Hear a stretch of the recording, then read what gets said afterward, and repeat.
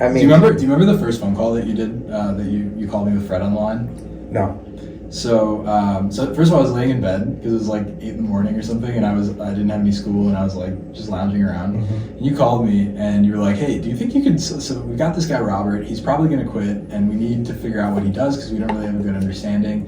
Here's what he does, and you gave me the most long-winded explanation ever of how he loads trucks, which by the way ended up being entirely wrong. Okay. For the most part, I read through those notes, and you were like, "Can you like automate this?" And I was like, in my head, I was like, maybe, probably not, I don't know. And I said to you, maybe. I said to you, maybe, I'll look into it a little deeper. And then like 2 days later, I was on a flight to Florida.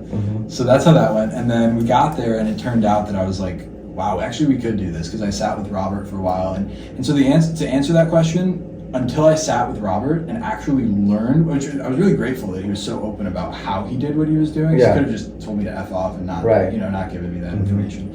But as soon as he opened up and said, this is how I do this thing, it became fairly obvious that this is just good old-fashioned writing an algorithm. Like, this is a leak code problem.